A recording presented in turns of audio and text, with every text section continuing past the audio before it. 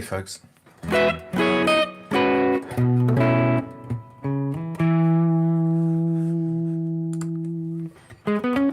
Hope everybody's doing well.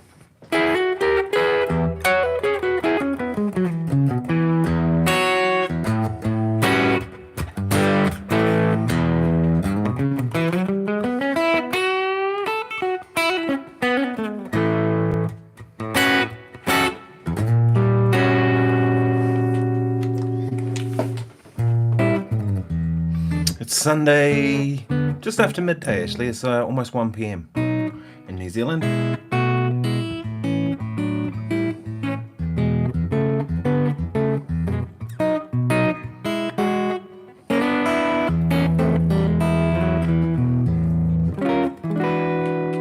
Just been messing around with some new sounds in the Fractal. I've set up this one kind of a little different than what I normally do. This is in the FM3 and it's what I'm calling blues tones. I'll probably check this out in the world eventually, but it's built around probably my favorite amp in the Fractal at the moment, which is the Lone Star, and about this much gain.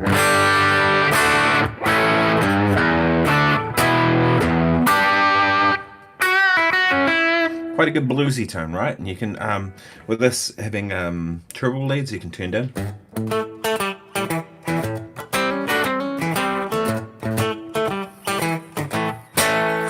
But one thing I did find, 2 volumes, right? So if I set the neck pickup to about 6, which is about clean, and the bridge pickup to 10, if I go neck pickup,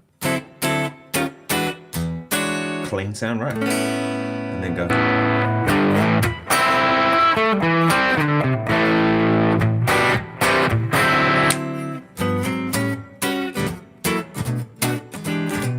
Cheers, Paul. Thanks for the birthday wishes. Yeah, so 46 today. What an old man. So yeah, I've been kind of playing around with that. Just like guitars, you know, when guitars get vintage, they get better, right? I'm hoping I'm kind of the same way. So anyway, that's the sound I set up. And then the next one's the same thing, but with tremolo. And I've got a harmonic tremolo. Beautiful. And then the same thing, but I've added a clon in front of it for a bit more drive.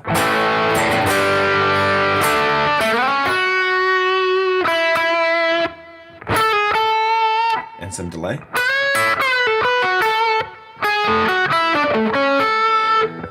So there's a bit of reverb already on there, and then this is the same thing as that first sound, cleanish, but with a delay on it. So if I want to kind of use that as a solo, can do so. And then same thing but with tremolo, with a rotary.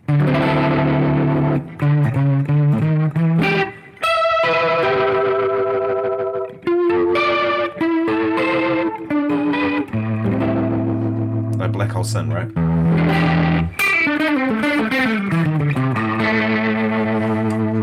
It's quite a cool sound.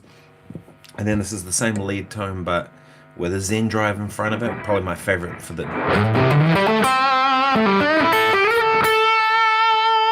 bluesy tone.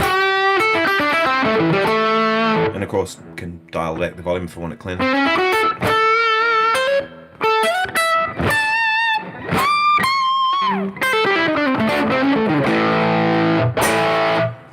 Works. And then this is one I actually discovered by accident. I was kind of thinking I probably should have a clean sound there just in case, right? So set up this clean sound and the reverb switched to some other random, we'll call it medium hall. And I was like, that's such a cool sound for a blues thing. So this is the sound it ended up being. So instead of a slapback delay, it's like slapback reverb.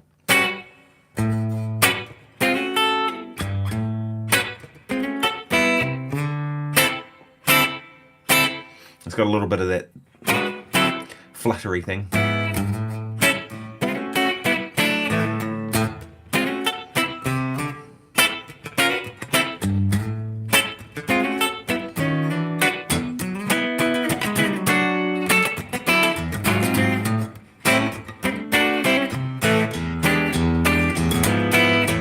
So that's kind of a cool sound that I really was digging. this kind of thing with this blues tone, I don't necessarily need a clean sound. I can just turn down my volume to get it clean. I prefer to play like that. And then I set up the same thing. And this was actually one that happened by accident too. I had the rotary and the tremolo on at the same time and ended up with this.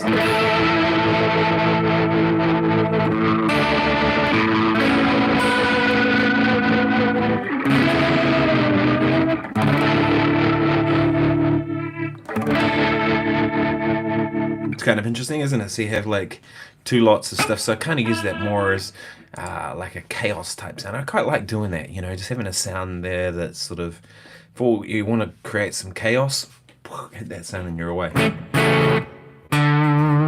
They've all got reverb on them. I very rarely play without reverb. I much prefer guitar sounds with reverb, so.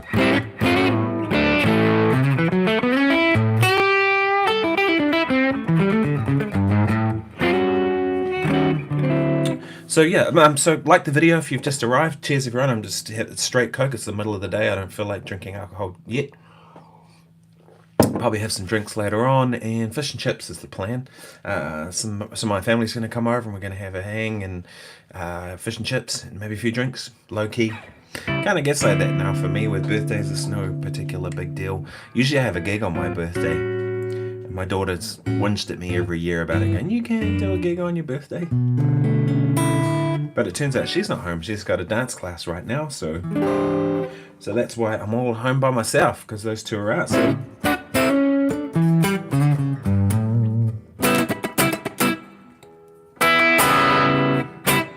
See if I put the volumes on 6 on both. It's a good clean sound.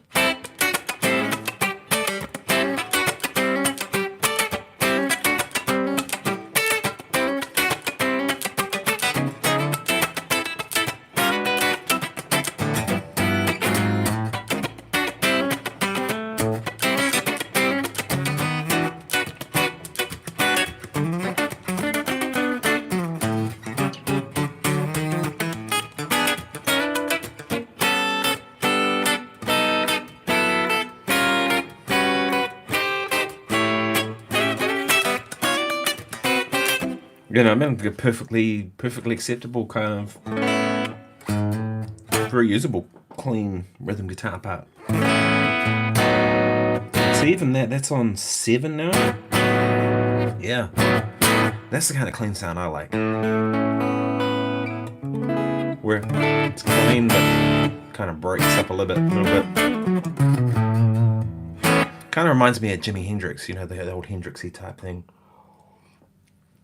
So if you're new around here, thank you very much for being part of my page. I really appreciate that, and I appreciate everybody's kind of part of this Guitar Daily thing. Because truth be told, I don't really know what I'm doing with any of this. I'm not some kind of social media guru. I'm of a generation where, you know, we grew up playing and learning how to play on the bandstand. There was no kind of internet. And so my generation, it was like, you know, in a lot of ways I feel really fortunate that I was part of that generation. Because, you know, there were TV gigs, there were residencies, you know, we had regular, at one point I had 3 gigs a week, every Thursday, Friday, Saturday at the same venue. Now, it doesn't really happen in Wellington anymore like that. I still have plenty of work on. But it's not like it used to be, you know what I mean? And so I was really lucky to kind of be on the tail end of all that. Lots of reasons why. Music's kind of all turned to custard in terms of a business. I think streaming's part of it. But it's only part of it. I think too much blame is given to streaming. It's lots of other factors as well. Why do you reckon that music's kind of, as a business, has gone backwards? What do you think it has? If you don't think it has, let me know in the comments. If you don't know any different, sweet as.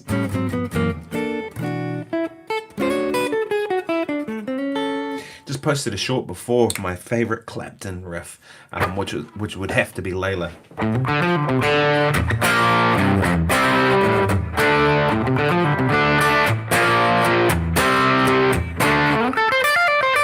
Let me just change sounds. It would be this one.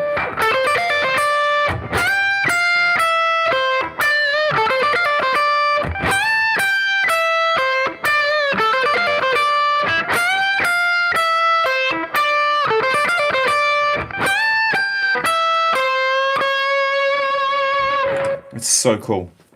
So we've gone from D minor to the flat 6, flat 7 back, right? And then down a semitone. It's way hipper than people think, that song, right? To the 5 dominant.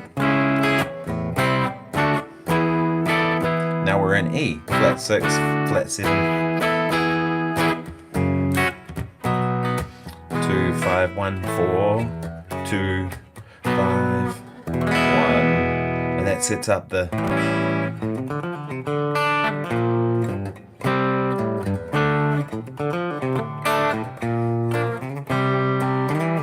very, very cool stuff. And then of course you have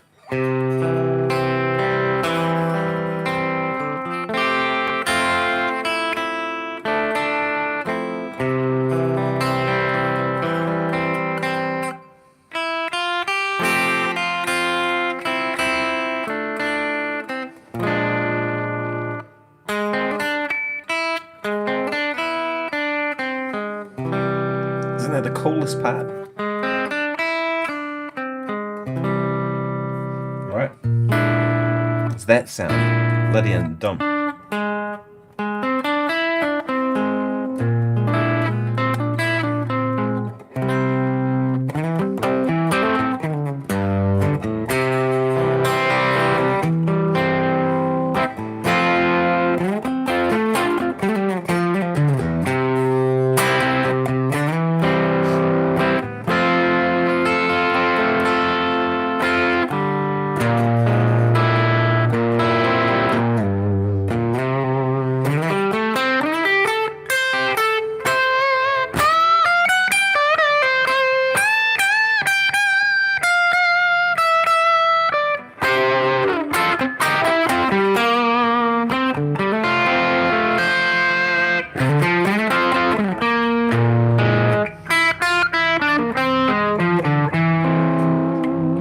Love it. It's great.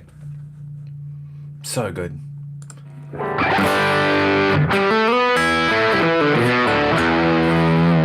think that sound there where she works really well if you just dial back the volume control a bit.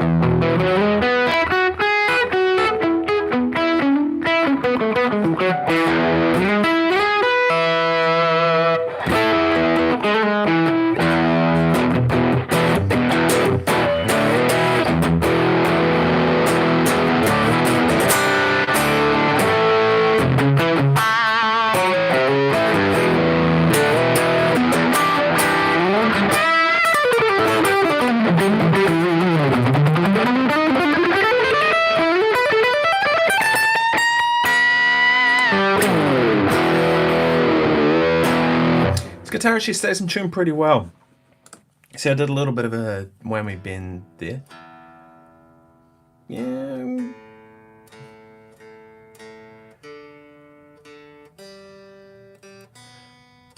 I mean, it's all within the ballpark, like, you know, a few cents out.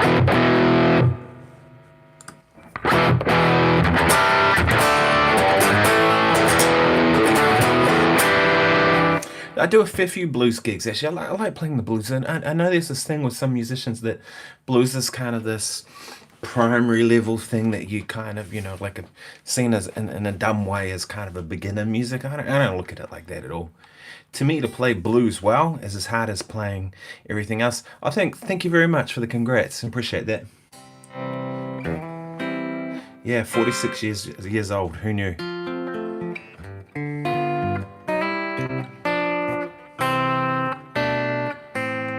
Time goes quickly. I've done a lot of things though. Seen a lot of people, seen a lot of places, played a lot of gigs, made a lot of people happy and a few people angry.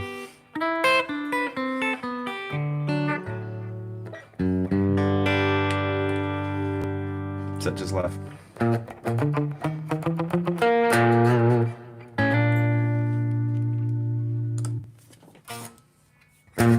Yeah, that's a good sound for that sort of thing.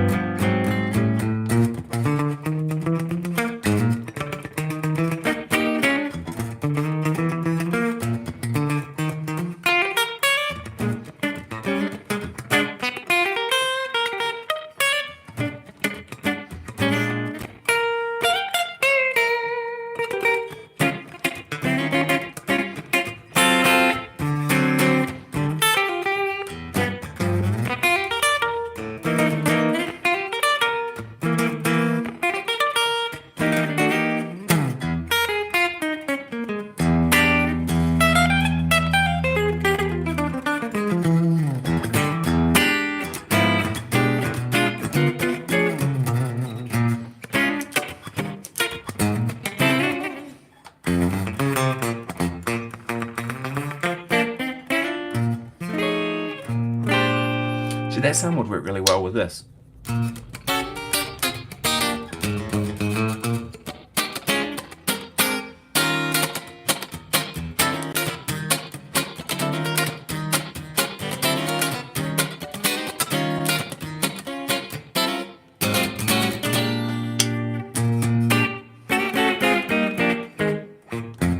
Yeah, I dig it. It's like slap reverb instead of slap delay. Cheers, everyone.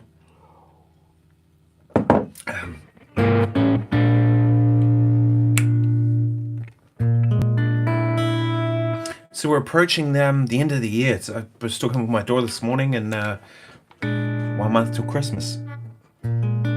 Cheers, Shoost.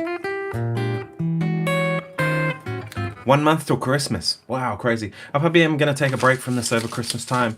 I know I said I'd do videos every day, and I pretty much have. But I think it makes every sense for everyone if I take a bit of a break over Christmas time.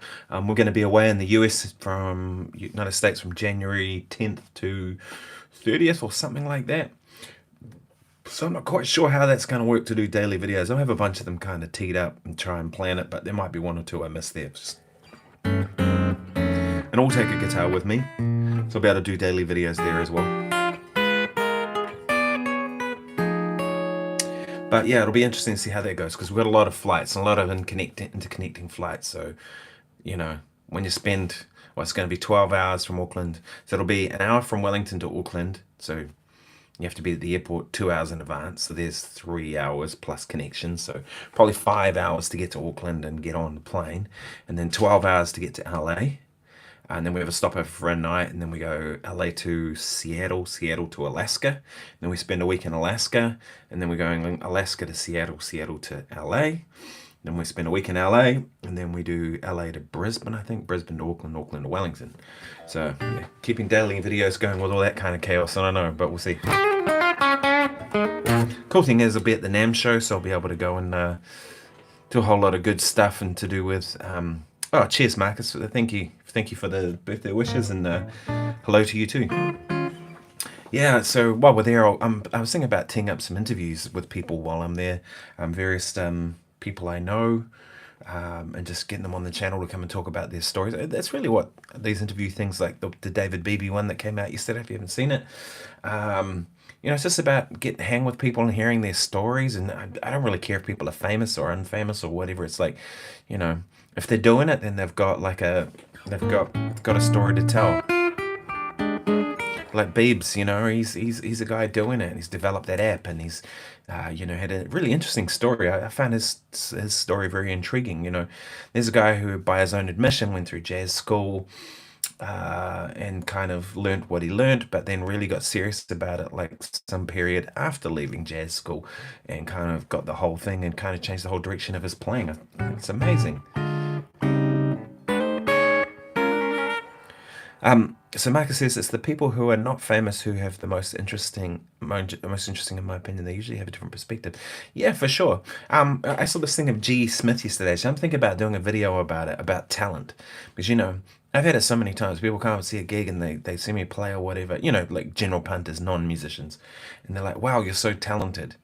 And I'm like, yeah, is that what it is? It's talent. Like, there's this perception that with people that you just pick up the instrument and you just do it. And then I realize that it's like a whole lot of hard work, right? I don't think talent has that much to do with it. It really doesn't. Because, you know, I mean, I've met so many talented, let's take singers, for example. I know so many talented singers who haven't made it in the music industry and just do their thing. And because it's so much more than just talent. It's like hard work. It's perseverance with the industry, and, you know, keeping going at it. It's a bit of luck. It's being in the right place at the right time. I'm under no illusion that living in New Zealand, major gigs, you're not going to get those from New Zealand. You know, perfect example of that, my friend Sophie, really good Australian guitar player. She's fantastic. She's, you know, Australian, as I mentioned. She's moved over to LA now, and all the doors are opening for her. She posted some clips of Charlie Puth, who I didn't know. It turns out I knew the songs, but she's been on the road with him, and he's a pretty major pop star. Before that, it was she was on the road with Olivia Rodrigo.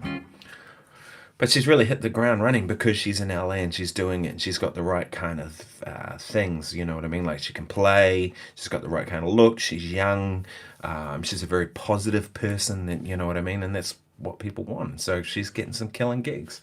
And I think that your ability to get on with people is a big part of it, right?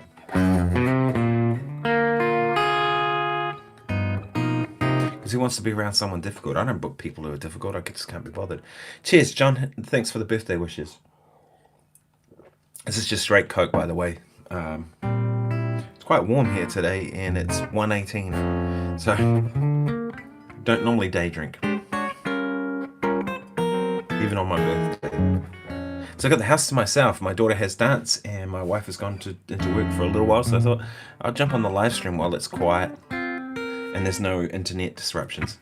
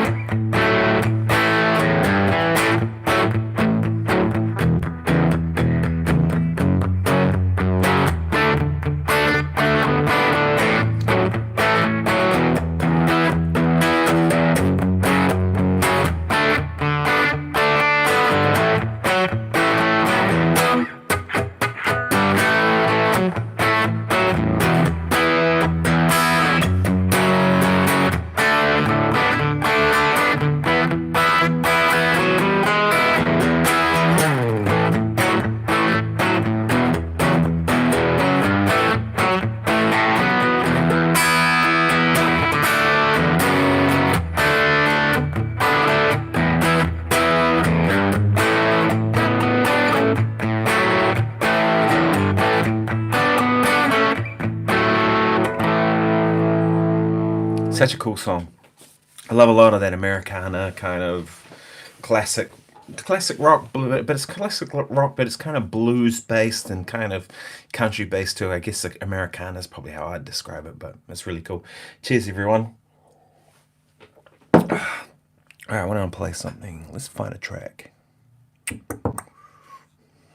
see what this one is. Actually, I really enjoyed this track the other day that I had. I'll see if I can find it. What was it called? It's Corey Wong something.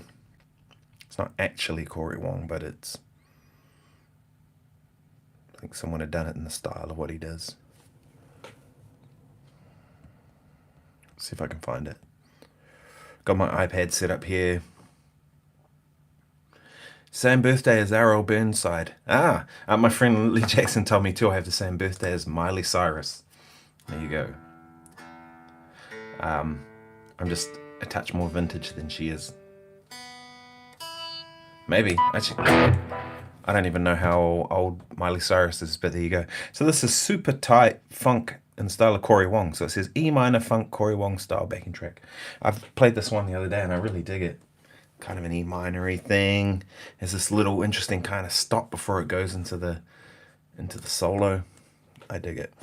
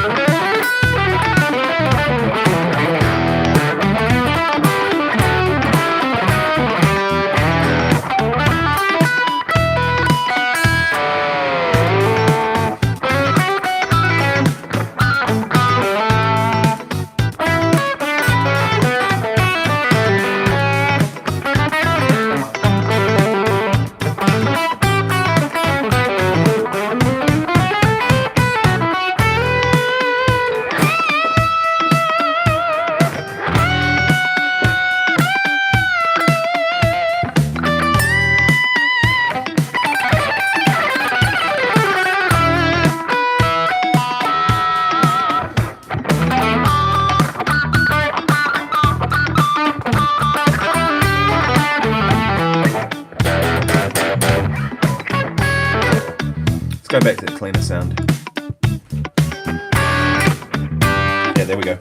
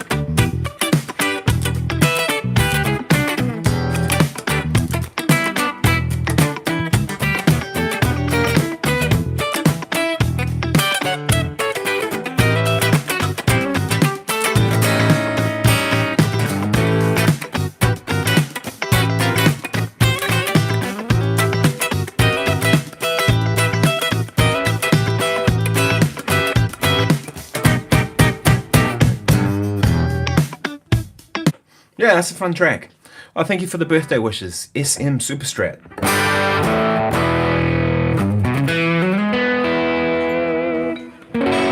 You know, I had this crazy idea the other day that maybe what I might do is I've kind of been tempted to put all my other guitars away. All that lot, just put them in cases.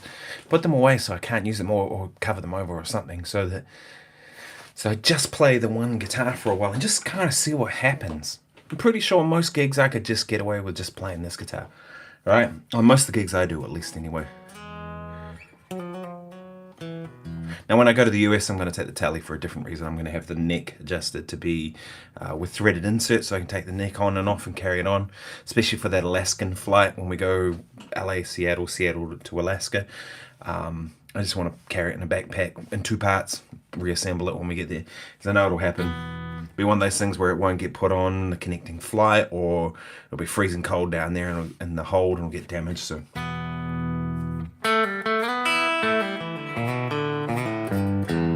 I was thinking, what would happen if you just play one guitar for a while? Like all my favorite guitar players will pretty much play one guitar, you know, give or take. And I mean, sessions would be different, because when I do a session I really need to be able to play whatever the song requires, right? So if it needs to be a Les Paul, excuse me. And some producers too, what I found is sometimes they just need a C Les Paul. I might be able to get this guitar to get the sound of a Les Paul, but they want to see it, excuse me, or a Telecaster or whatever, you know. But I was thinking, like, maybe there'd be something in it. I reckon I could do just about all my gigs on this, because this is, most gigs I've kind of been using it on. Shady Tube says, I'm thinking of selling all my Strats and some gear to buy some pre-CBS Strat, maybe a 64 player grade. Thank you, Subcrypt, for the birthday wishes too. Yeah, interesting, isn't it? Like, borrowing that 63 of my friend Lee's, the 63 Strat, it was killer, and it did make me think, you know, maybe I should just get one of those. But I don't know. I part of it too is just me. But I don't know that I'm really a Strat guy. Do you know what I mean? Like, I think I'm a humbucker guy more than anything. But I also want humbuckers that can kind of do single coil sounds. More so than having a single coil guitar that can do some humbucker sounds. I'd want it the other way around. Mostly because I play, like when I do the YouTube stuff here, I do a lot of solos. This is way more solos on here than I do when I'm playing a gig. You know, some gigs I might not have a solo at all. Other gigs, you know, like it might be all just a rhythm guitar thing. Or some gigs, you know, like that Christchurch Symphony gig I did a couple of weeks ago. That was like, I think I had 2 solos, maybe 3 the whole gig.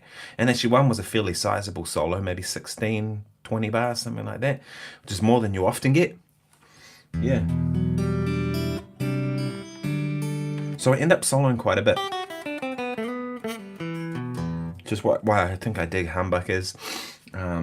Also too, you know, I often do gigs, they're jazz gigs, so I've got a gig coming up next weekend with Roger Fox Big Band, which actually is a big band I used to play in. I did 10 years in that big band, but I'm back in filling in for Gus, who was my guitar student, and Gus is the permanent guitar player in that band. And so doing a Christmas show with them in Palmerston North. So if you're in Palmy North, come and see the gig. It's full big band, so 18-piece, 19-piece, whatever it is, and I think it's about 5 or 6 different singers, all singing stuff, pop songs, but there's quite a bit of swing stuff in there, as you would expect with a big band, but swing Christmas kind of favourites and stuff like that, so it'll be cool. But I took the 3 soap bar PRS the other day, and I wasn't really happy with it. It could do the Strat things really well, like a fat Strat kind of sound. But some of the swing stuff, a lot of time I wanted to play like Freddie Green style comping,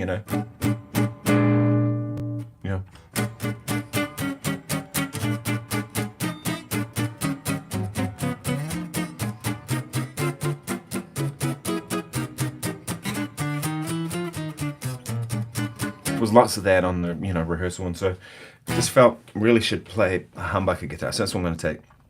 And we had a couple of Earth, Wind and Fire things, and some sort of more Christmas light pop rock type stuff. So Juiced, is that how I would say it? Used? I'm sorry if I'm saying your name wrong. Van Ingen, European name of some sort. I always struggle with the settings of my pedals while playing different guitars. Me too. I struggle with the differences of different. He says because of the difference in outputs of the pickups. Yeah, same. It's Dutch. I thought it might be. Did I say it correctly? I hope so. I tried. I'm not very good at pronunciation. Sorry. I'm the same. I struggle with the output of different guitars and with pedals, right? Because if I have a distortion pedal, for example, and I play this guitar, I'd describe this as a path pickup, but ever so slight, slightly ahead of kind of where a path is in terms of its output. So like a tone like this. That's actually the Texas Star, which is a Lone Star model in the... So I didn't get there. I'll ask my wife how to pronounce it, because she's the language one in our house, which has kind of made me lazy in some ways when it comes to pronunciation and learning languages. My wife speaks about 5 different languages. She studied linguistics at university. So when we were in France, she speaks French, so she would do all the talking to people. When we went to Spain, she did all the talking with people. And I remember when we were in Thailand for our honeymoon 20-something years ago, and she was talking to the Thai people, and I said, "You don't even speak Thai. How are you able to have conversations with these people?" She said, "Oh yeah, but I can speak Cantonese," because her parents lived in Hong Kong when she was little. She says, "I can speak Cantonese, so I just and I know some words, so I just figured out the rest around it." But I find that because this will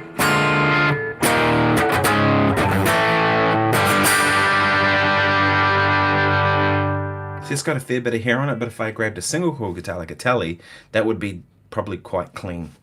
So I find that Subcrypt says, do you use different presets on the Fractal for single coils and humbuckers guitars? Yeah, I do. I often set up the same preset twice, and I'll have one for humbuckers and one with single coils. Although what I'm doing now is kind of just accepting each guitar for being what it is. Do you know what I mean? And that if a single coil guitar doesn't drive the amp as hard, let that be what it is and play the other one. But that's what I quite like about just playing one guitar, is you sort of get to know the feel of it and what it's going to do and how it responds with certain things. And so I'm finding that. The other thing I do find is if I coil tap this guitar, let me check if that boost is on. Yes, it was. So this will be my normal clean sound. When I say clean sound, it's my normal sound, right? And then when I coil tap, hit the boost. Can I reach it?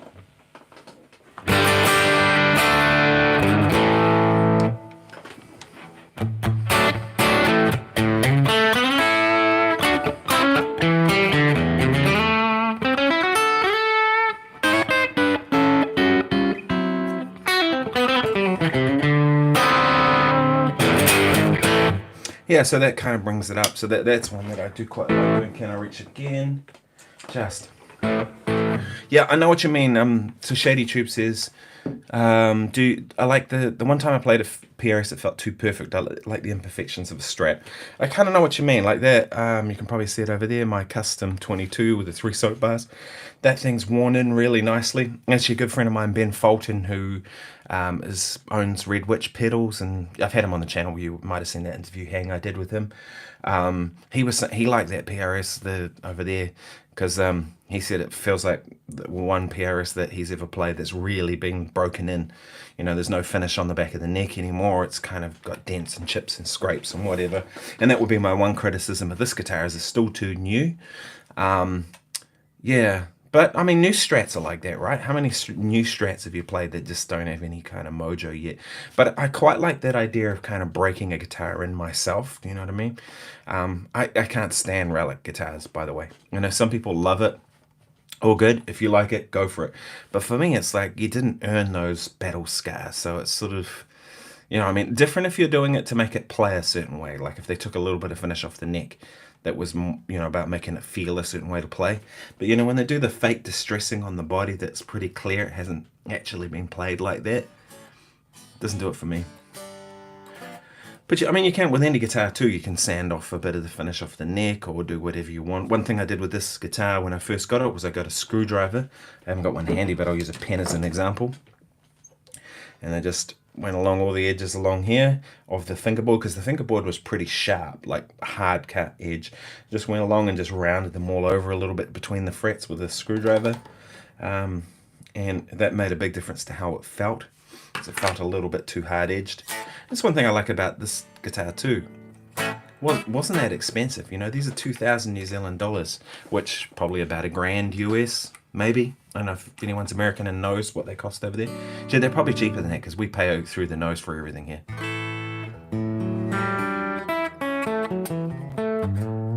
And so, you know, it's you don't have to worry about it. Like, if you want to get a screwdriver and just round over the top edge, or do whatever, you know. SM Super Strat says, I still have to finish putting my DGT Custom 22 together. Got it when you couldn't find them, then got busy with house projects and have finished. Yeah, totally, I hear you. Shady Tube says, I use steel wool on the back of the neck. Yeah, I've done that too, where you just take a little bit off, or like 400 or 600 grit sandpaper will do the same thing. And just kind of up to there and there and just take a little bit off. I've done that on guitars before too. That can work. With this one, I'm just going to leave this guitar. I don't really want to do too much to it. The only thing that's been done is the nut has been replaced. When I first got it, the nut was actually about 2 millimeters short on this side, so it didn't even come to the edge. Pretty poor, so they in the shop they replaced that, and then I just got it set up. I am going to get a fret job done on it, because some of the frets are...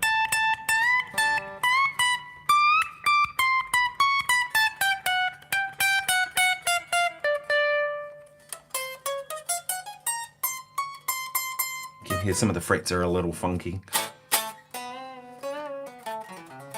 The action's fairly low. I describe it as 1.5 mil on either side, which is pretty much where I like it. And the way I tell, like with any guitar, if I'm in the shop and I want to know kind of where the action's at, you can't carry a measuring gauge or anything so like that. So what I do is these Dunlop Jazz 3 XLs, which I've been using for ages, which by the way, you know, probably if I could find something else cooler, I would change it, but these are just what I've been using. They're cheap and they work.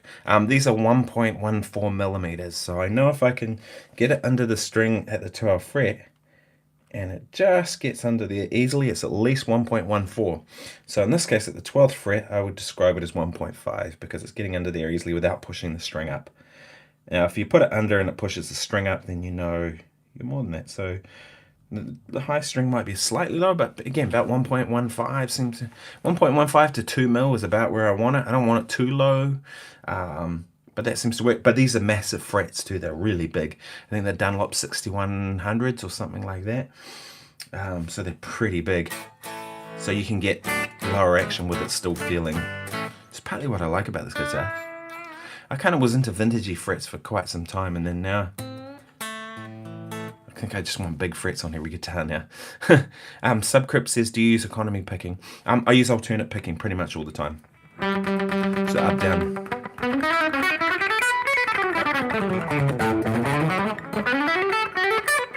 Unless I do like legato stuff, you know, like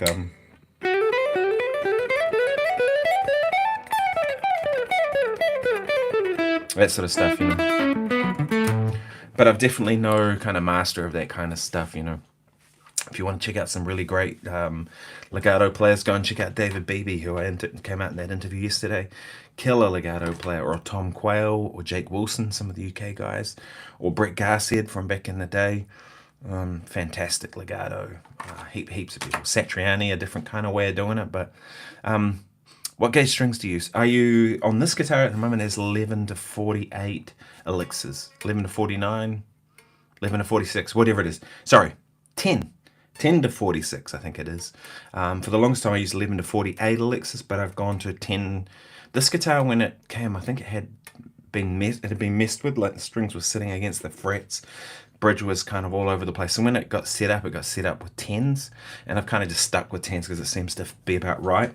The tremolo feels super smooth. I think PRS have the best tremolo system.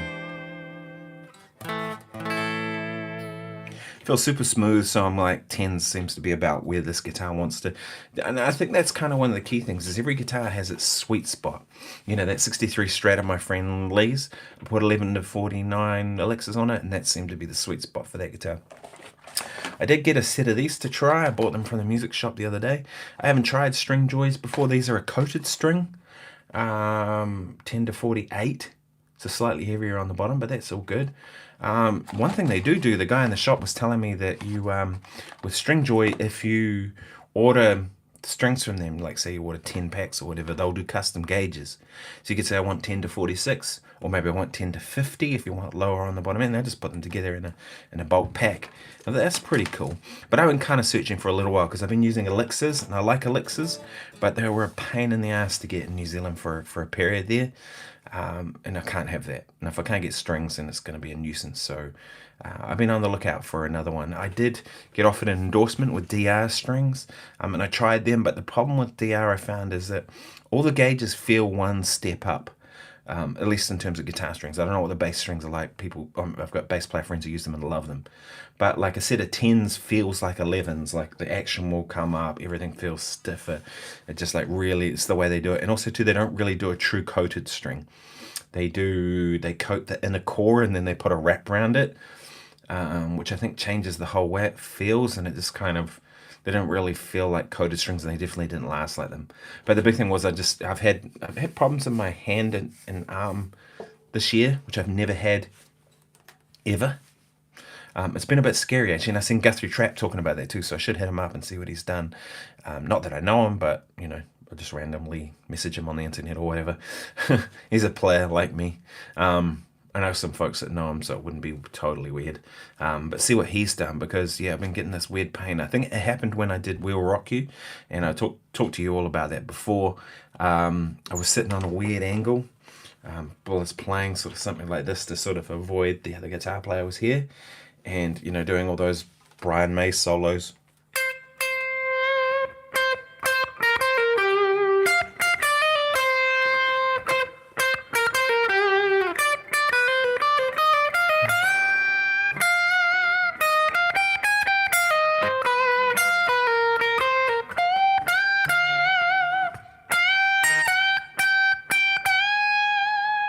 You know, that sort of stuff with all these multiple bends and stuff on a weird angle. My hand was aching after every show. And then one day, like after about the fourth or fifth time of it aching, I was like, this is a real problem. So I got him to move, and I was able to sit in a more comfortable stance. And often I would sit like this, like a kind of classical stance, because it puts your hand in your back, and a good thing. Hand pain kind of went away. But I have noticed it a few times since. And I think what it is that, you know, once you kind of do a sort of an injury to your hand, I guess, is that it's going to take time to recover. But I do daily videos, I do session work, I do lots of gigs, I do all this stuff, and just don't really get a time to rest my hand. I just can't do it. So it's sort of one of those things that I think, you know, going to a heavier gauge of strings, or heavier feeling gauge of strings. Shady Tube says DRs are inconsistent. Are they? I don't know. I've only used that one set. So I wouldn't know, but I found elixirs to be super consistent. They're really good. But if there's supply chain issues, that's unacceptable. Says Shady Tube says, take care of your hands. Too bad what happened to Mike Stern. Yeah, well, that was a different thing, right? Because he fell I haven't spoken to Mike since that happened, but I do know Mike a little bit. I toured New Zealand with him, and he fell and he tripped, and he landed on his hands like this, and he broke both his shoulders, I think it was, and then went into the hospital, and they were kind of checking stuff out, and then like a day later, that's when he started having nerve damage with his hands, and it's been the nerve damage that's kind of done that. But it was all spurred by breaking his shoulders or upper arms or wherever it was. Yeah, pretty bad. And he asked the doctor to kind of put his hand back when they had to reset it so that he could hold a pick. And now he has to use glue, like wig glue or something, to kind of hold a pick. So it's really sad that happened to him. But such is life, life does funny things to people, so I never take anything for granted with this stuff. And also don't baby my hands too. Some people are kind of like, oh, I'm not going to get out in the garden, or I'm not going to use any tools because, my hands. I'm like, man, that's when things go wrong, is when you baby it. If you just kind of get on with things, it's fine. It's like when you get up in the middle of the night and you think, oh, I must not stub my toe on that kid's toy that was left in the middle of the floor. What happens? You invariably stub your toe on the kid's floor that was left on the... Hey Chris, how you doing? Chris Destination says, hi from New York City. I love New York City. It's my favorite city in the world. New sub here. How are you? I'm very good, thank you. Thank you for subscribing.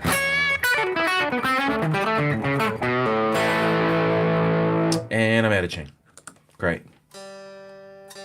And it's always the D or G on most these sort of guitars, although Porry Smiths are better than Gibsons in that respect because of the angle. Light just went out. Oh well, they can stay up. I have a light just here out of screen. I guess it ran out of battery. In fact, I should plug it in, shouldn't I? Because it looks really dark. You probably can't see what I'm saying. Let me plug it in. I have a power supply for it as well. There we go. Didn't realize I was running on battery. Yeah, so 46 today. What an old man. It's funny, when I was a young man and in my 20s, and I was like gigging professionally, and I was doing all these TV shows and session work and all these things.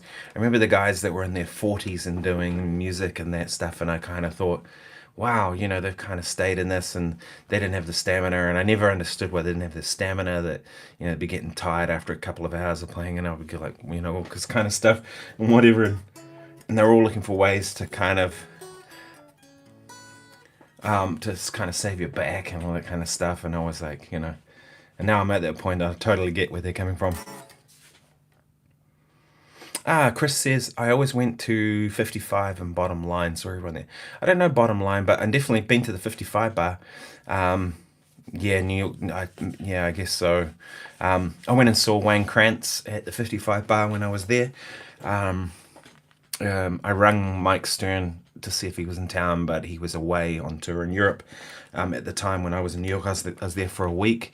But Wayne Krantz was playing his usual Wednesday or Thursday at the 55 bar. 55 bar was interesting, wasn't it? It was a real dive bar, the roof was caving in and it was kind of a bit of a dump. But I loved it, those are my kind of bars, right? The kind of dive bar, those are, it's a real shame that's gone, because I think that was such a great place for those guys to develop what they do and everyone to kind of be a part of it. I remember going and seeing Wayne Krantz, and I actually took some lessons with Wayne Krantz about 15 years ago, so I kind of went. He probably didn't remember I even got to talk to him about it, but he was. But I remember going to see him play, and I was like a meter away from Wayne Krantz all night. It was unbelievably good, and it was James Genus playing bass and Ari Honig playing drums. Unusual rhythm section for a funk gig, especially Ari, but he was killer. But the interesting thing was James Genus was 10-15 minutes late to the gig, or I don't know why, maybe his ride didn't show up or whatever. And I was like, man, who's late for a gig like that? Wow, man, as soon as he started playing, you could see why they persevered, because ridiculous. And I've seen James Genus a couple times with Herbie Hancock. Chris, I live in Wellington, New Zealand at the moment. This is where I was born. I was born here 46 years ago, and 46 years ago today. And yeah, we spent a year and a half in Europe. We were looking at living over there for a little while. Came back, yeah. The scene's okay here. It's not what it used to be, but Wellington's an interesting place because it's a very cultural place. There's a lot for its size. It's about 500,000 people in total. Um, it's an interesting kind of place. There's a lot of music and stuff and art happening despite its size. The biggest city in New Zealand is Auckland, which is about 2 million people. Wellington's about a quarter of that, and yet there are way more gigs in Wellington than there are in Auckland. Although a different kind of gig in Auckland, because Auckland now has kind of become very much a corporate kind of place. A lot of the corporations are based there now. And so musicians I know there do more corporate gigs than Wellingtonians do. People in Wellington, we do there's a lot of jazz gigs and jazz related, which is kind of where I come in. Like, kind of straddle that world between blues and jazz, but then work as a session musician. So I do a lot of stuff here with, one of the reasons I'm based in Wellington is the New Zealand Symphony Orchestra is here. And then we have Wellington Orchestra, then we have the ballet is based in Wellington, the opera company is based in Wellington. So sort of Wellington is the hub. The things you'll probably know from Wellington, like Lord of the Rings was filmed here. Peter Jackson, the film director, is based in Wellington. So there's a lot of things happen off the back of people like that. James Cameron actually lives here, the director of Avatar and all those things. And he's been producing Avatar 3, I think it is, at the moment, in Wellington. So there's a big film scene and kind of that sort of stuff as well. And it kind of spills over to music as well. But, music here is not what it used to be. And I guess it's kind of the same everywhere, but particularly in Wellington the last few years, probably the last 5 years, my favorite clubs have closed, kind of like the 55 bar did, when it left a big hole. Our 55 bar was a bar called Hashigozaki that I used to play at least once a month, maybe twice a month with my trio. And that was our 55 bar without a doubt. Yeah. Yeah, it is a beautiful place. The thing with New Zealand is it's a stunning place in terms of its beauty. I mean, looking from my place here, I can see the south coast. We've got a bit of a view. And I can see the South Island with the snow-capped mountains on it there, and the air is very clear in New Zealand. Having spent quite a bit of time in London when we were over there, there's a big difference. And then of course Los Angeles and New York. I did 2 gigs when I was in New York, but they were just kind of low-key things. I played like in a mall type thing with some friends. It was kind of more just a jam, but we played. For some people, got a little bit of payment. And the piano player on that gig was actually the Book of Mormon musical director. And he was like, man, if you're sticking around, I'll get you some theatre show gigs. And I was like, I'm only here on holiday for a week. And the other one was just a little low-key jazz gig at a little kind of cafe type thing. But yeah, those are the only times I've played in New York. So played in LA a bit more of the two. And those are the 2 main places I've been to in the United States. Has been to LA 10 times, I think it is now. Been to San Francisco 3 times, and I've been to New York once. And this trip when we go in January, I'll be going to Alaska for the first time. We'll be spending a week up there with a dear friend and her family, and she's a great singer. I've done a lot of gigs with her. Killer singer. And then LA for the NAMM show and doing that whole thing. I haven't booked any gigs yet in LA, so for this trip, it's more holiday, but I'll hit up some people and maybe something might happen, be a chance to play. But the main music thing's going to be going to the NAMM show, and I'm thinking I might actually hook up some interviews. Would be cool with people while I'm there, because if you're in the same town, that's kind of the best time to do it. I do love New York City though, and I should go back. It's been a minute. Just can't on this trip because we've only got 2 weeks. So it was either we go to New York and LA or we go to Alaska and LA. So we had to go to Alaska. Yeah, I've been to the Baked Potato. I played, sat in on the jam session there a couple of times. The jam session's kind of interesting.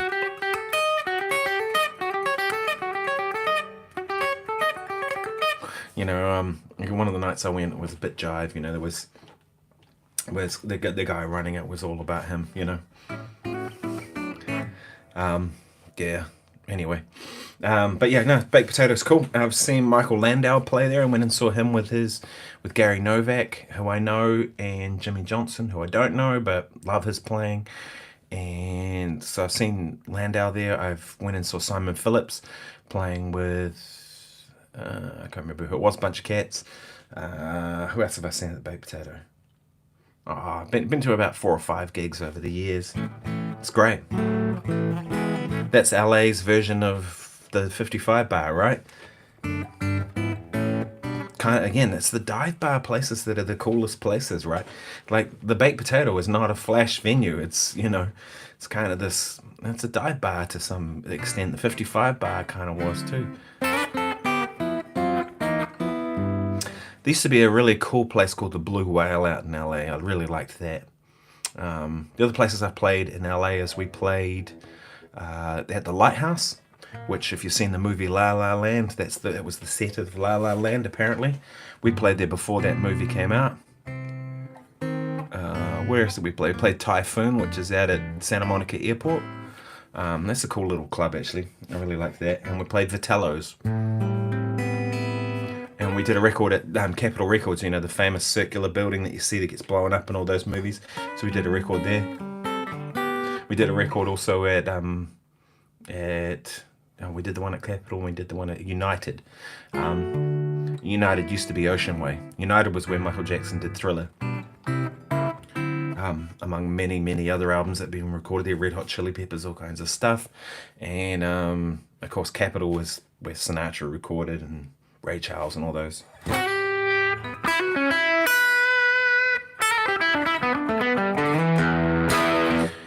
Yeah, I love Vitello's too. It's cool. Chris says, Nick, how does the PRS compare to that awesome P90 PRS you own? They're very, very different guitars. Completely different. And it's not only just the pickups, right? Like, I would describe P90s as having more mid-range than these have. They've got this kind of harder edged mid-range, right, which suits certain things. That's more like a Strat with the 3 pickups, especially in the in-between settings. I describe that guitar as like a fat Strat. This guitar is more like a Les Paul. The fat Strat guitar, the PRS 3P90, has a maple neck, which means it feels completely different. It's well worn because I've had that for 20 years or so. I think it's a 1991, maybe. Yeah, so PRS had only been around for 6 years in those days. Like, even the serial number is written on in here in pen. You know what I mean? In someone's black marker pen. But I would describe that as kind of feeling and playing like a fat Strat. And I describe this one as playing more. This, to me, sounds more like a Les Paul, but kind of plays like a Strat. It's the same size and shape as a Strat, so your arm's in there. It's a little bit of a curve here, so it's comfortable. A little bit of a body cut, so it's comfortable. But it's mahogany with maple top, with a mahogany neck, rosewood fingerboard. So it has a lot of those attributes of a Les Paul. I think that's why I like it.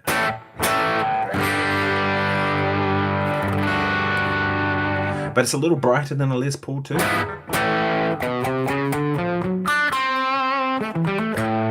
I think is a good thing.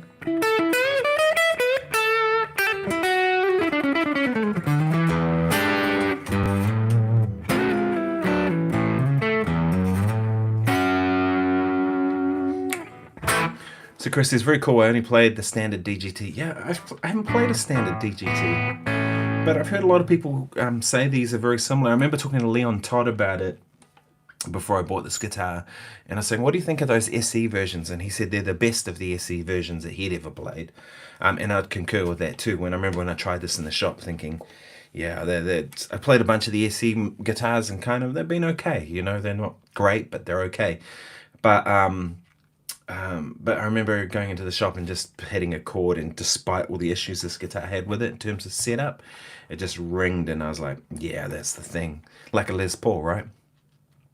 Yeah, gold top, it was kind of, Chris's gold top, it was cool, kind of telly, like, yeah, the gold tops are interesting, aren't they? Because they make the same model in gold top, and then of course if you get the standard DGT model, you can get them in gold top.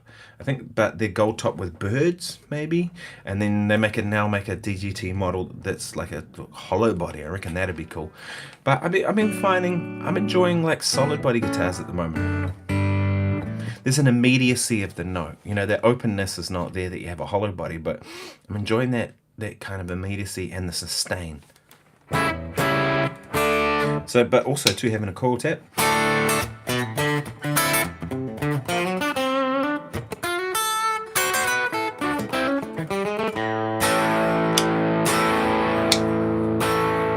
don't use it that much, but it's nice to have that there. I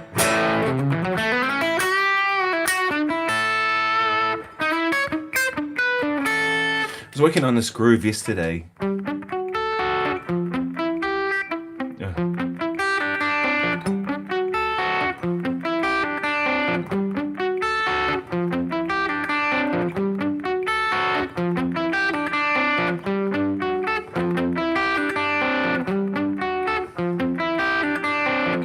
Yeah, and how much? Thanks. Yeah, it's a good funk guitar. Chris is in New Zealand. How much is that? These are about $2,000 New Zealand, so about $1,000 US. Probably less actually. I got a little bit of a discount. I think they gave me 15% off or 20%. No, 10% off. But we won't get into that because of that company was difficult. I think it was the same, the people had been messing with the guitar because when it came, it was, yeah. Chris says, worth it, you sound great. Thank you. You were getting a Van Halen tone. Yeah, it does. She does do that Van Halen thing quite well.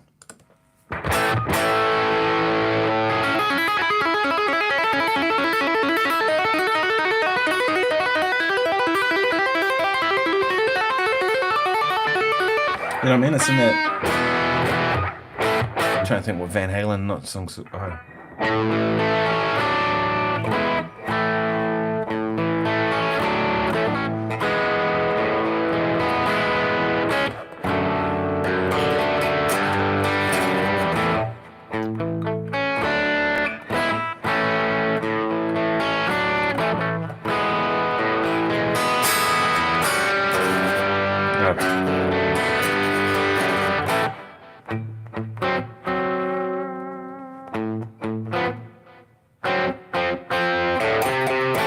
It's been a long time.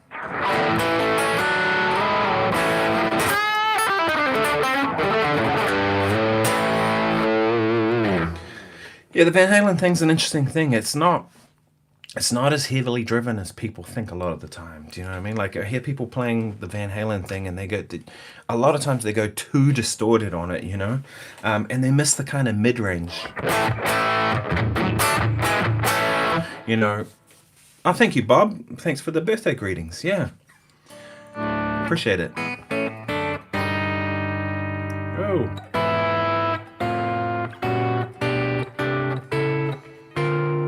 I like that. And happy accident.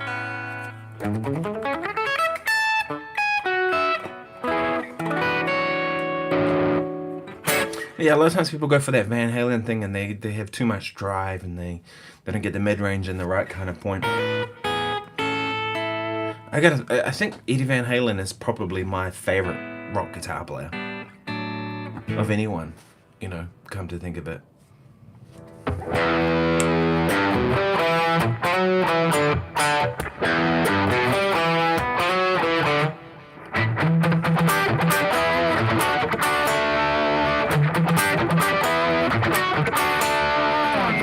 The great Steve Lukather played all those rhythm guitar parts, and then Eddie played that killer guitar solo, and I did learn that many, many years ago. I actually played it for a student recital at the university here. The student did 5 transcriptions of Michael Jackson songs. You put a band together to play his transcriptions to see that they're accurate, so I had to play the beat it solo. But I can't remember it. That would be 15, 20 years ago.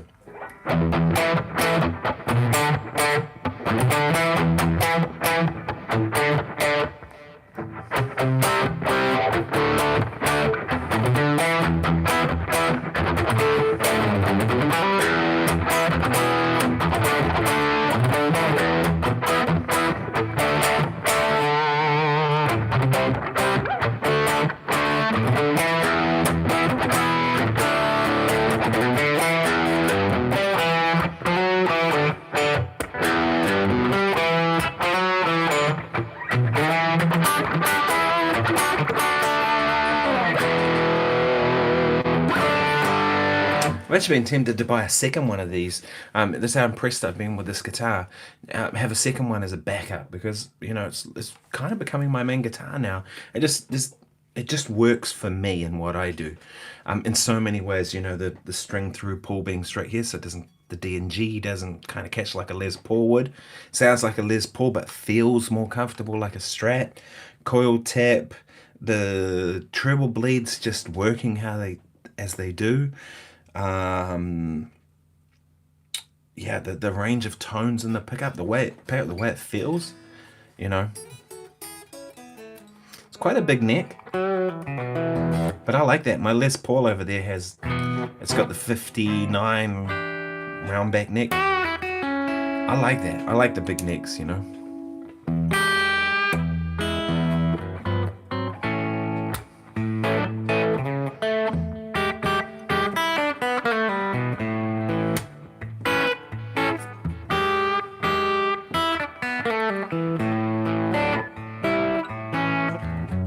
Thank you for the birthday greetings.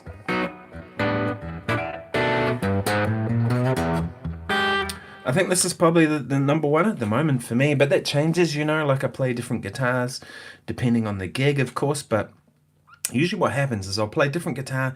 If I have to do like a more straight ahead jazz gig, I'll play like a guitar that suits that. If I have a blues gig, maybe I'll play the guitar that suits that. But I always have one that I kind of gravitate towards. And at the moment, that seems to be this guitar. And increasingly it's being this guitar. So maybe I'll just play this for a while. I don't know.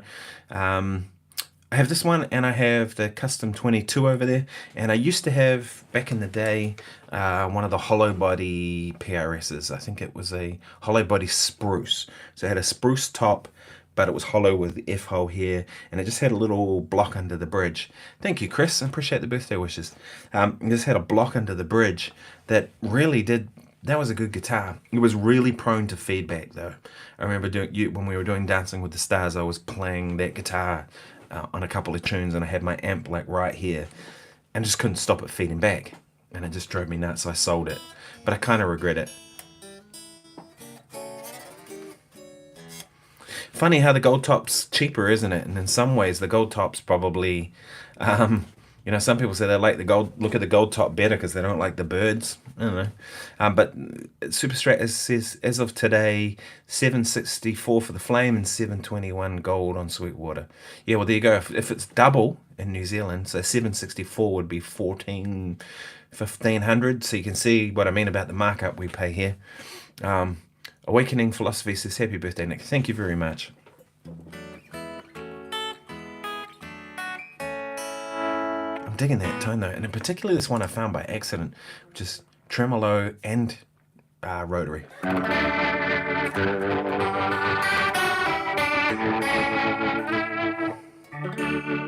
XS says, huge price difference between SE and S2 and Core. Is quality that much difference? I found with this particular one, the DGT, this is the best SE model I've found of any of them. I've played a bunch of the SEs and I've never been overly impressed with any of them. There was always like kind of issues with them, or they just kind of never really were that great. I've played a couple of the S2s. They seem like a good kind of balance in the middle, but there's something special about these DGT SEs, and this is why I bought one. I think these guitars here, 10, 20 years from now, are going to be what people see those Japanese vintage Strats like. The Squire JVs, the Japanese vintage, where the Japanese made them, and they made them to such a high standard that they were as good as the Strats. And I think that's the same with this. I've heard a lot of people say these are as good as the core model DGT. I don't really care where guitars are made. That to me doesn't matter, as long as it's, maybe there's some ethical things about that, but we won't get into that today. But I'm not really worried about where it's made. It's just, to me, what does the guitar do? It's like why I play that Squire Strat wherever it is in the rack. I've got that Indonesian Squire Strat that just sounds good, and it sounds like a good Strat, so I play it. I don't really care where it's made. Does it get the job done?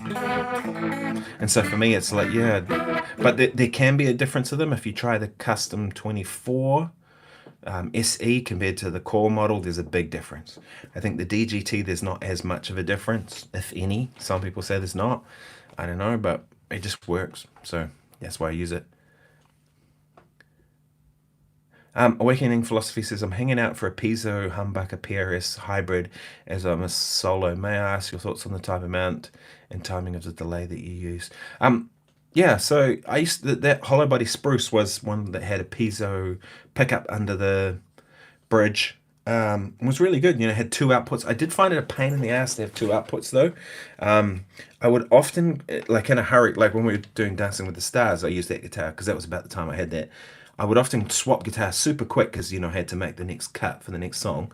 And I'd plug the guitar in, and because it had two inputs here, I'd plug in the wrong one, and then I'd be like, oh, crap. Too late. You've missed your cue. And so I couldn't have that. So I actually taped over it. But it became a pain to have the double ones for me. But if you didn't have to change quickly like I had to then, it wouldn't be a problem. And they sound half decent.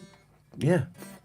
The piezo's not going to set the world on fire in terms of an acoustic sound, but it's enough. But now with IRs around, you could run an acoustic IR with a piezo, however you say it. It would be amazing. Like, that would sound really good. So, yeah, go for it. Awakening Philosophy says, may I ask your thoughts on the type, amount, and timing of the delay that you use? Yeah, okay, sure. So the one I use is pretty much this all the time. It's a digital mono, and it sounds like this. I'd say that it's a touch under where I want it. Even that's a touch under where I want it too. I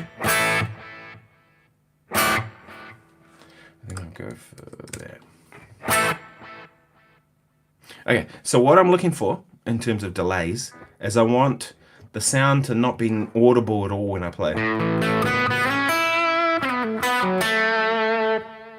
But then you hear it when I stop, right? So the idea of delay being that it kind of blends with my note and makes it fatter and rounder and jump out more. Reverb, I find, makes guitar sounds sit back, right? In a mix. Whereas I find delay, if it catches with the note, it makes it kind of jump out a little bit. Sweeten it. So that's pretty good. And what I'm looking for is 4 repeats. And I only just want to hear the 4th one. Right.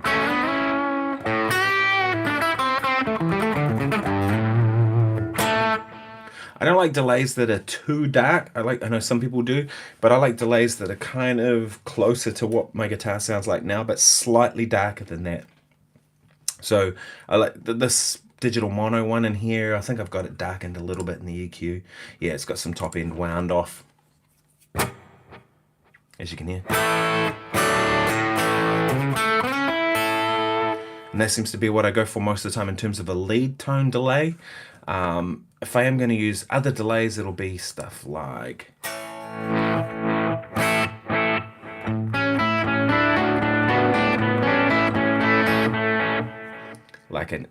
the edge type thing or something like that, and then I just turn the delay up loud. Usually I like to have a bit of chorusing on those things anyway because they're an effect rather than like a part of a tone.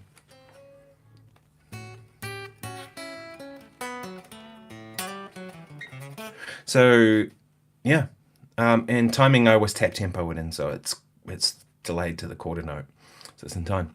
XS is this the PRS DGT Grism signature solo body electric guitar McCarty tobacco burst? Yeah, that's the one. This is they make 2 SE models, the gold model and this one, and I like this better. I don't particularly like gold tops. I'm not a big fan. I know some people love gold tops. It's all good. I find gold tops as they get old, they tend to look a bit greenish. At least the old Gibsons did. And it's not particularly a thing I like. I don't know. I also too find that sometimes gold top guitars, they kind of hide imperfections. Maybe that's why they're cheaper models, because they don't have to use this as nice a piece of veneer on the top or whatever, you know. So yeah, but yeah, that's this one, the Tobacco Sunburst.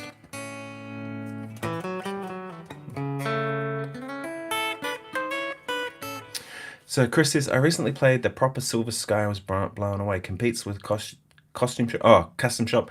Great neck and radius. Did you try it? Yeah, I have tried those. I'm not a fan of the radius though. I don't like the 7 and 7.25 radius. I find for me it chokes out. Usually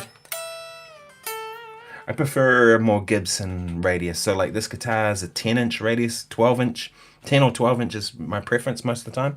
I wouldn't mind those. And this is one of the things with vintage Strats too that I'm not particularly a fan of, or Tallies, is that 7.25 radius. Now, some people love it. I know John Cordy was talking about it and saying that he loves that 7.25 radius, and that's cool. My JSM, the John Schofield guitar, is 7.25 radius.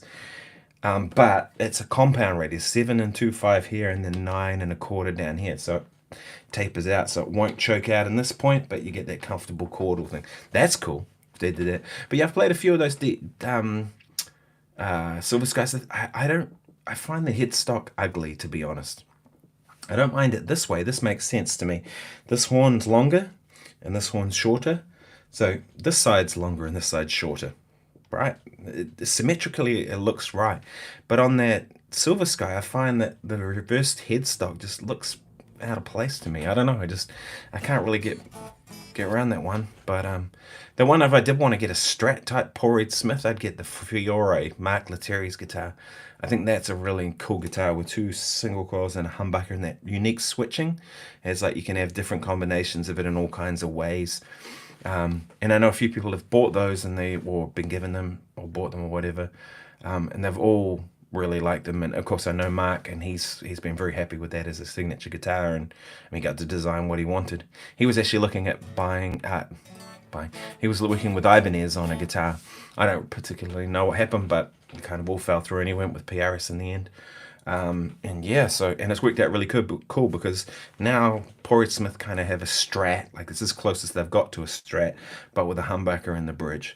I mean, it has pressed steel saddles like a Strat. It's 25.5-inch scale. Was like that'd probably be one I'd buy if I was going to go for a more Strat guitar over the SE, over the Silver Sky. I played a couple of the SE Silver Skies. They had about 10 of them in the music shop down here in town. I went and checked them out, and they were, to be honest, most of them were rubbish. The first thing I do is I go and have a look at the neck, and there was gaps on either side of the neck, like the neck wasn't cut for the neck pocket. They just put whatever neck on whatever body and kind of slapped it together, tighten up the bolts and go with it. And it just kind of, you can tell that's not going to sustain properly and stuff. So yeah, I didn't like the Silver Sky at all, SE model. They felt cheap. All the plastic parts felt cheap. Maybe you could upgrade them, I don't know. But again, I don't really judge any guitar like that because each guitar is different. You might find 10 that suck and the 11th one is just a gem, so that could be a thing. And maybe, hardware is easy to change. To me, the key thing is, what is the body and the neck doing together? And that's like with this guitar.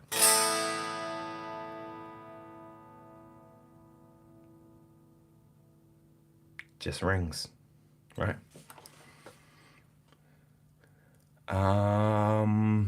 Yeah, it can. Particularly, it'll probably do a good job of that Brothers in Arms sound because that's a Les Paul, right? Yeah, and I mean, with the coil tap, you can get a somewhat convincing Strat sound. It's not perfect, but you could probably do the Mark Knopfler thing with that. I'm not really set up with this kind of sound for that at the moment, but yeah, you could. I have to go in a minute, people. It's been 80 minutes. I normally only do these for about an hour, but just enjoying the chat today. And yeah, thank you so much for joining me. I was planning on doing this tonight. I normally do live streams in the evening on, but the house was quiet. My daughter's gone out to dancing and my wife's gone to work, so I thought this is the perfect time to jump on here. There's no competition for internet or sound or any of that stuff, so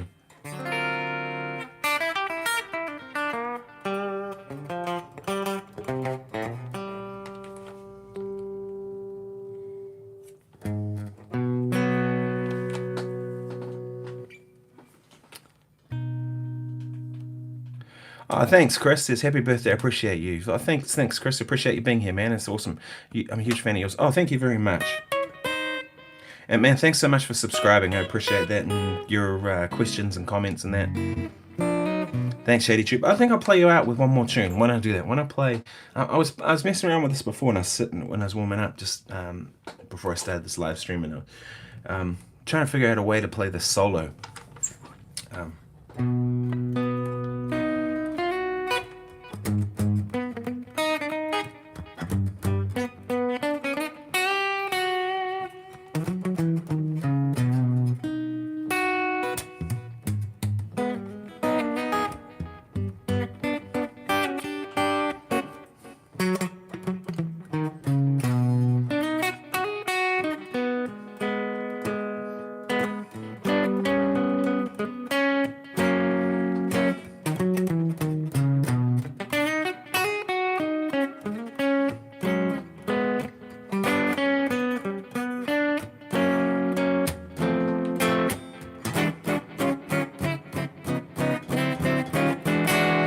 gotta fix that delay. It's driving me nuts. There we go.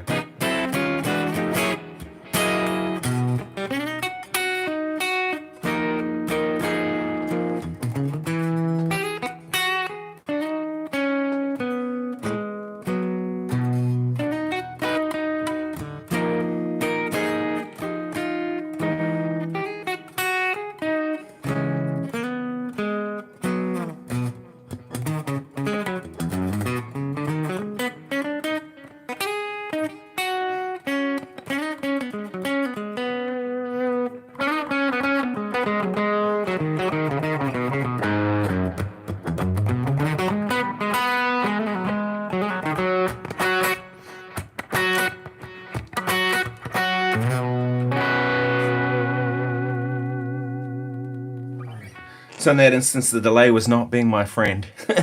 And to start off with, I had it in the wrong tempo, so I tapped the tempo in on my computer because my FM3 is behind me. I can't really access it. And then the rest of the time I was just getting in the way of it. We can't really, it's behind me, so I can't really get to it. Anyway, thanks so much for joining me, people. I appreciate you being here. And thank you for the birthday wishes. You're awesome, and I appreciate everyone. Yeah, take care. I'll see you soon. Cheers.